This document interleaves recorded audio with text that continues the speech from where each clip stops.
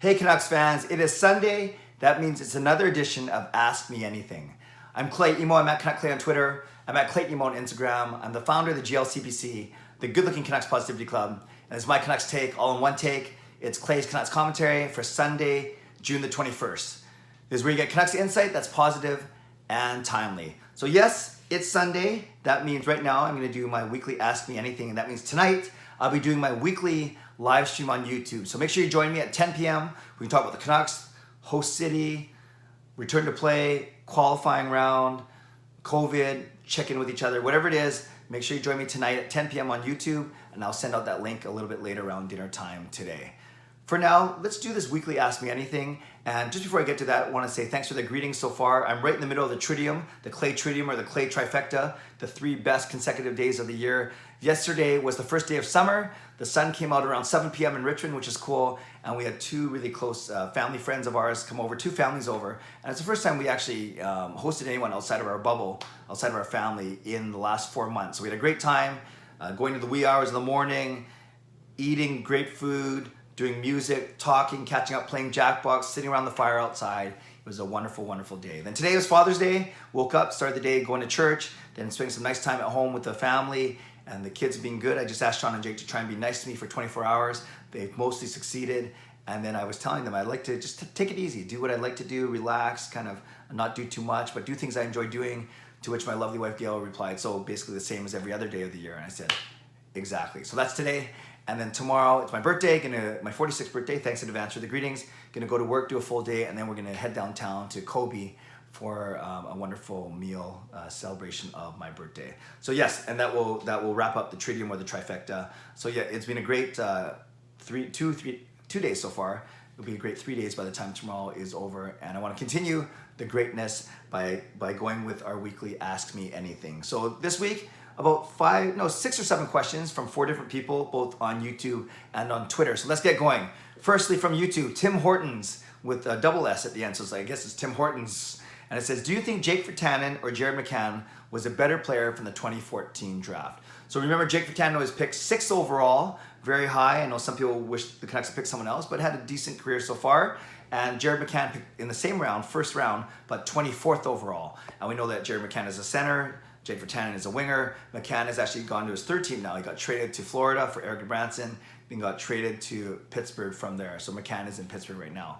If I had to pick one, I'd say McCann has had a slightly better career right now. Is he the better player? Maybe, but I think they're pretty close to each other, pretty comparable. But I definitely think that McCann has had the slightly better career. His numbers, he has 310 games played, and he has 114 points in those games. So 114 and 310 for 0.37 points per game. Jake Virtanen has played 279 games, so 21 games fewer, and then make that 31 games fewer, and he has 95 points, so 19 points fewer. So those 95 in 279 games, that equates to 0.34 points per game. So he's 0.34, Jared McCann is 0.37, pretty close, 0.03 points per game difference. But I think I give the edge to McCann because he was drafted 18 spots lower, so maybe from an expectation standpoint, he's done better. And he's a center, and that's a big thing. He can play as a 3rd-line center. That's probably where he's best suited for, best slotted in. But he can actually do good spot duty on power play, and especially in the Pittsburgh top 6 if they need him, and they did that in Florida as well. Jake Virtanen maybe a little less versatile. He can play on the power play as well, a 2nd unit, but I wouldn't say that he can do as much top 6 duty as, say, Jared McCann could. I could be proven wrong. I'd love to hear what you guys think. So overall, similar stats. Obviously, the same draft, 18 picks apart, same round, first round. We still have Jake Virtanen. We don't have Jared McCann, but I'd say Jared McCann is slightly ahead of Jake Virtanen right now because of the stats that we see and the fact that he plays center as opposed to the wing that Virtanen plays. But I'm very happy with Jake Virtanen. You guys know I like him a lot as a player. I like that he's local, and I've met his family once at a game. So I wanted to see Jake succeed. And both these guys have played 300 games now, and they could easily have 600, 700, 800 game careers by the time they're done, and even if not more. And that, you got to say that's a successful career. So, and they should be, right? They're both 1st-round picks, although McCann was a bit later. Great question, Tim Hortons. We have Sarah Lau. I learned this. Her last name is actually spelled L-A-U-G, but the G is silent. And she told me it was like the Chinese Lao. So I should never get that wrong again. but it's kind of cool to have a Caucasian person with a Chinese sounding last name. So Sarah Lau at Nuck says this: what's your favorite moment from the Canucks 50th season, and what is your favorite all-time Canucks moment? Two great questions. I'm not going to be very creative here, so I apologize in advance, Sarah, but I want to be honest, right? That's what you want. My favorite moment from this season, I have two, but the number one was the Sedin's retirement. That game against Chicago in February, that's the game that Jacob Markstrom stood on his head. The Canucks won, but we know that the whole night started with that 1 hour tribute to the Sedins, highlighted by Kevin Bieksa's roast, and then we saw a lot of the players, especially from that 2010, 2011 era, and of course hearing from the Sedins and seeing their jerseys, the banners raised to the roof of Rogers Arena. Easily the most memorable night of this season. A runner-up would be, I wasn't even there, but Marie and I did a Brady Bunch sequel called the Canucks Bunch. It was for the Canucks 70s night, way back at the start of the season in early November when they hosted the Blues. That was the game where they led in that 3-0 in overtime. That was crazy. But during the first period, during a commercial break, they played a Brady Bunch spoof that they did, the video that they did with 8 players, right? Kind of goofy, but kind of fun. And then that was Marie's voice and my lyrics, and it was a lot of fun. I wasn't at the game, but I got some really good feedback on that. So that was my second favorite moment of the Canucks 50th season, was the fact that we got to contribute to one of the era nights, the 70s night, the very first one, with one of our parody songs. And then the second question, Sarah, what is your favorite all-time Canucks moment? Sounds cliche, sounds predictable, but it's got to be Alex Burrows slaying the Dragon 2011 in April, beating Chicago, because of all that game meant, right? 2 consecutive years prior to that of getting bounced by Chicago in the playoffs. Even the way that series went, the Canucks win the first 3, Chicago storms back to win the next 3, and we didn't know what was going to happen. We didn't know who was going to play in goal. We didn't know if Taves and Kane would just take over, Keith, Seabrook. So it was, you guys know, and we've seen the stories, we've relived the highlights, we relived the game, especially this year where there's no hockey to watch right now. But yeah, I remember being there with my season ticket buddy Mike. We were sitting there, and then we didn't speak to each other the entire 17-minute intermission between the third period and overtime because we were that nervous. So when Burrows intercepted the clearing attempt by Chris Campoli, pucks on edge, slams it past Corey Crawford, we knew, that was just an amazing time. And it was an amazing time to be in the arena. And yeah, you can't really top a moment like that. So that is my favorite all-time Canucks moment, was Alex Burrows slaying the Dragon. Great question, Sarah. Thanks for sending those in. Okay, then we go to another one of my favorite people, Laura, and her name is X, meaning playoff spot. Laura Ice Hockey Stick and Puck at Canucks 181. And Laura says, what's your favorite Canuck jersey other than the skate? Well, Laura knows me well. She knows that I was going to say Canucks, the skate, if it was what's your favorite jersey. We share the same 50th season black flying skate jersey, Quinn Hughes, both members of the GLCPC, so we got to represent that as twinsies. But aside from the flying skate, my favorite logo, my favorite jersey is actually the Canucks stick and rink from their very first season. Now, that very first jersey, they had 2 or 3 different versions of that jersey in the first decade of the team's existence. They kept the logo, the stick and rink, but they changed kind of the striping, how thick the stripes were, the colors of the stripes. And then in the 50 years of the Canucks and the 40 years since that first decade, we've seen it come back for the 40th season. We've seen it come back as an alternate jersey. We've even seen it come back this season, the 50th season, as one of the heritage jerseys, as they call them, with a more modernized stick and rink. But overall, I like that look. The changing of the striping, that doesn't bother me or doesn't affect me too much. I simply like how simple it was, and to me that screams Canucks. That screams Canucks more than, say, an Orca, although we've seen that most recently. It screams more Canucks than the V, not as much as the flying skate. So my second favorite jersey overall, Laura, would be the original stick and rink. I like the colors, blue, green, and white, and I love the simplicity of that logo. Great question. And then lastly today, we have from Joshua Griffith, another member of the GLCPC. He's at Joshua Griffith 0 on Twitter, and he says this: 2 questions. What has been the best Father's Day present you've ever received? Good question. And do you want the hub city to be in Vancouver? So let's go reverse. Do I want the hub city to be in Vancouver? Joshua, you may have seen I vlogged about this just yesterday as we started to hear rumors that it might happen. It might be, it might be indeed be Vancouver. Yeah, I would. I understand the concerns about people from other countries, the U.S. and Sweden and Russia, wherever players are quarantining or being training or practicing. I get that there's the risk that they're coming from countries that might not be as safe as Canada, and especially BC in particular, and they're coming into our city.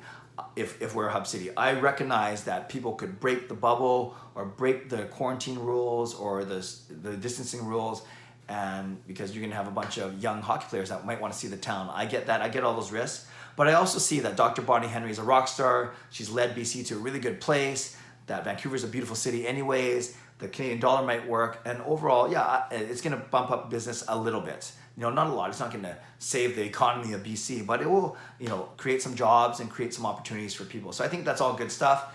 And I know that I'm not going to be able to go to games. There's not going to be open to fans. I know I'm not going to be hanging out with players. Not that I want to do that. So I get that part. But the satisfaction of Vancouver being named over other cities, and the fact that all the players will be in a city that we love, our home city, if they can play safely and return to play very safely. So yeah, to answer your question, Josh, I would love hub city to Vancouver to be one of the hub cities for sure.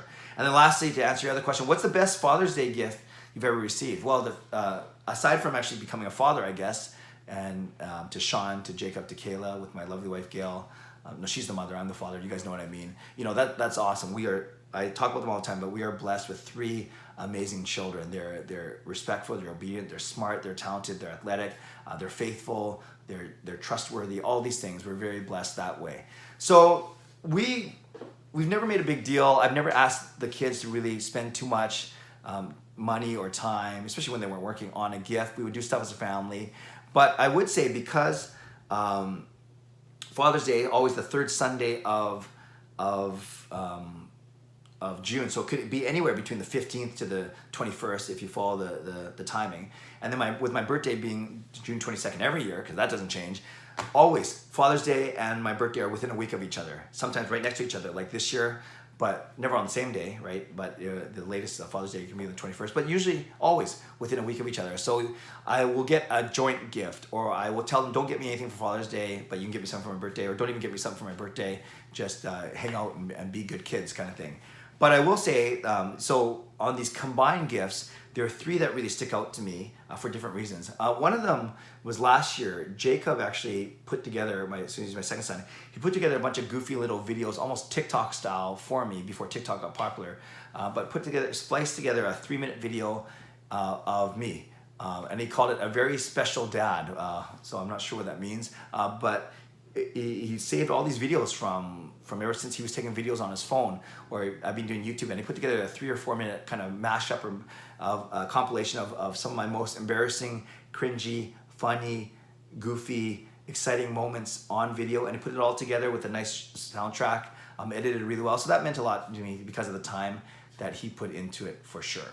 Another gift that stands out to me is this year. The kids actually were planning to get me spike ball, that thing where you put it in the middle and then it's kind of half volleyball, half whatever, but we don't have the best, we have a lot of concrete around our place, don't want to be diving around, so I thought about we could go to a park, but I told him, actually, don't get me that. The one thing that I could use if you want to get me something, and we just got it got delivered 2 days ago, was a gimbal, which is one of those motion stabilizers for an iPhone. So I'm going to be doing more vlogging that way with my gimbal.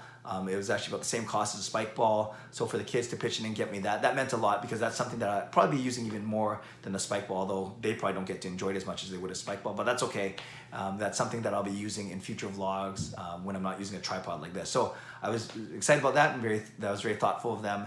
And then I guess this whole Father's Day, birthday thing, one memory that really stands out to me was 6 years ago when I turned 40 years old. I threw myself a party. I threw myself a 40th roast, like one of those celebrity roasts, except I'm not really a celebrity. Maybe I'm a celebrity in my own mind. So we had 65 friends over, took over the Hog Shack restaurant in Steveston for a night, and then we enjoyed food, we enjoyed drink, and basically people roasted me all night for 3 hours. And it was a lot of fun, and maybe a little self-centered, but hey, that shouldn't surprise you. But I had people, really good friends of mine, family members, I had Marie and Ariel, 2 of my Canucks collab partners. They sang me happy birthday. You can't beat that. We're having 2 professional quality singers singing to me for my birthday. So that was a really, really good night as well. So this is a long way of saying that for me, although I talked about the gimbal, it's not really about gifts or say material gifts for sure. It's about time, it's about energy, it's about quality time, faithfulness, thoughtfulness, and just relationships, I guess is what I'm trying to get at. So Joshua, that was a really long answer to your short question. So it's probably a good thing that we only had 5 or 6 questions today. Otherwise, this video would be about 30 minutes long. So thank you for taking the time to watch this once again. I invite you to join me tonight for my YouTube live stream. And thanks for all the well wishes, the greetings for both Father's Day and for my birthday tomorrow. And I'd love to, there's no question of the day on Ask Me Anything Sundays, but if you want to read, react, reply to anything that I talked about today, whether it's my favorite jersey, whether it's Virtanen versus McCann, maybe that's a good talking point, whether it was my favorite Canucks memories, or whether it was my favorite Father's Day / birthday gifts. You can react to anything that I said down below if you'd like to, and I will read, react, and reply as always. Like this video if you like to, subscribe if you like to, join me again tonight, leave a comment, I will read, react, and reply, and enjoy the rest of your weekend. Take care of yourselves, stay safe, stay healthy, and I will talk to you soon. Hopefully see you tonight on YouTube. God bless, and go Canucks go.